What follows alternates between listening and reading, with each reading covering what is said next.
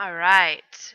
This is Unit 6. So you are going to open Unit 6 book to page 12. We're going to look at the skill and strategy and preview the topic before we read the story. So let's look at the target skill. It's to compare and contrast. It says, as you read, ask yourself how things are alike and different. Good readers use text evidence to compare and contrast things like characters, settings, or events. Use a diagram, like the one here, to show how things are alike and different to understand a story better. As you read, you could use a diagram, like the Venn diagram on your page number 12. By using a Venn diagram, it can help you to compare and contrast two characters, or experiences, or settings. You can compare just about anything using a Venn diagram. The target strategy is to monitor and clarify. Now, if a part doesn't make sense, you can reread it. You can ask and answer questions about it and use pictures for help. When you think about the words and sentences that you have read, you should think about whether or not they make sense. If a word or maybe part of the story doesn't make sense, you can do things to help. Like it says, you can read the word again, or read part of the story again. You can ask yourself or someone else a question about it, and you can look for answers in the other sentences in the story. Sometimes even pictures can give you clues to help you to understand. Let's preview the topic, visual arts. There are many ways to make art. You can use crayons or markers to draw. You can paint a picture. You could cut shapes out of paper and glue them together. A computer can even be used to draw and find pictures for artwork. What are some ways you like to make art? You will find out how one girl makes art in The Dot. Turn the page. Let's meet our author and illustrator. That means he wrote the words and the pictures. Peter H. Reynolds. It took Peter H. Reynolds a year and a half to write The Dot. He named his character Vashti after a young girl he met at a coffee shop. Mr. Reynolds wrote Ish as a follow-up book to The Dot.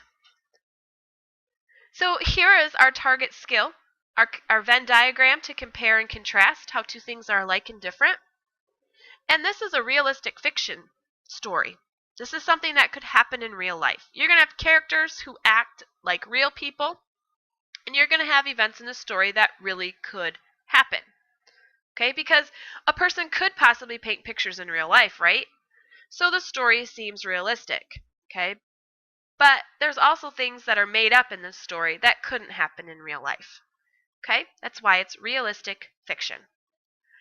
Let's look at the essential question. What are some different ways to make art? And we're going to think about that essential question as we read through the text today and in video 2. So what I would like you to do is 3 things. You're going to preview this story. It starts on page 15 and ends on page 33. So you're going to preview the story. Then I'd like you to predict what you expect the dot to be about. And then set your purpose on reading based on your preview of the story and what you know about realistic fiction and what you might want to learn from this story. So you're going to pause the video now to preview, predict, and set your purpose.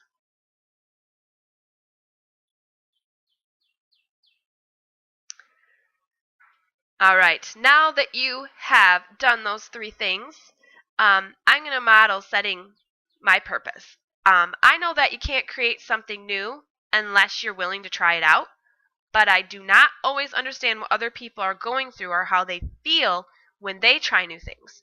So I want to read this story to help me understand that. What's your purpose for reading?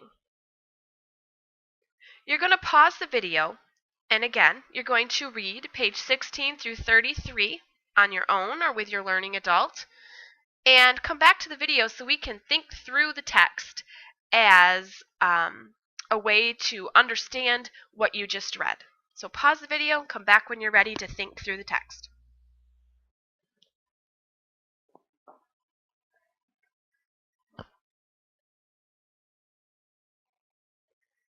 All right. Why do you think Vashti is still sitting in her chair after class is over? And what do you think is stopping Vashti from making a drawing? What is Vashti's problem? Analyze the text. Figurative language. What does being glued to your chair mean?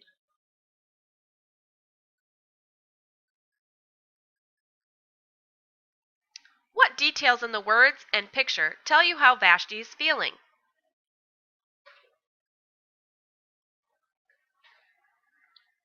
Why do you think the teacher wants Vashti to sign the paper with the mark that she made?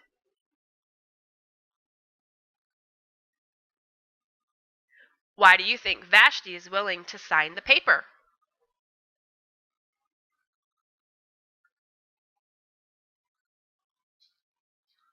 How does Vashti feel when she sees her dot on the wall in the swirly gold frame? Does Vashti have a different feeling about her dot now? Explain.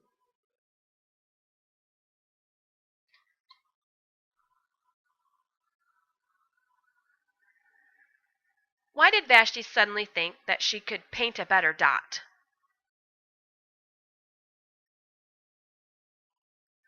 What words on page 25 describe Vashti's artwork? What words help show how she feels?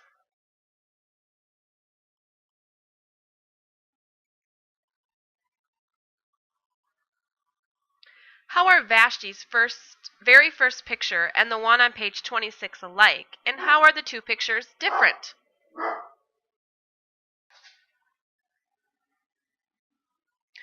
What do you think the author is telling you by showing Vashti's big show? And why does the author say that Vashti's dots made quite a splash?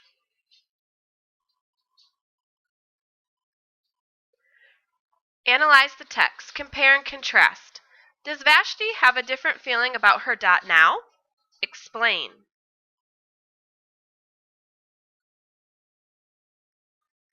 How are Vashti and the little boy alike? And how are they different?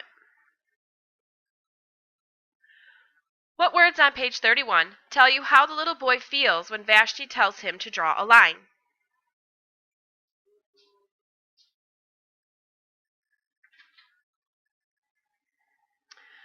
What has Vashti learned from her experiences? And how did Vashti use what she learned to show kindness toward the little boy? How is the end of the story like the beginning? And what do you think will happen next?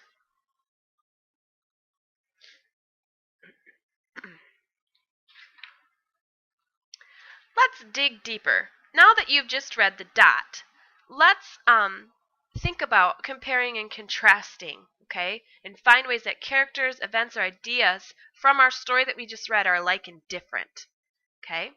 So, when you compare and contrast, you tell how things are alike and different. Think about what Vashti is like at the beginning of the dot. She changes by the end of the story. You can use a diagram, like the Venn diagram at the bottom of this page, to tell what she's like at the beginning and at the end. Also, you can tell what things about her story stay the same during both parts of her story. So, when I write, I use a pen or a pencil. When I paint, I use a paintbrush and paint. Okay? So, another way that you could use this is you could change it to writing and painting and compare and contrast how you use a pencil and how you use a paintbrush. Okay? Um, Look at the figurative language information on page 35.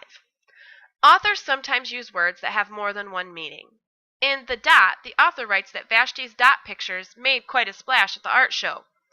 The author does not mean that her pictures made people wet. He means that Vashti's pictures are amazing and surprising, just like a big splash. What other words mean something else in this story? Can you think of any others that the author uses that might mean something else in this story?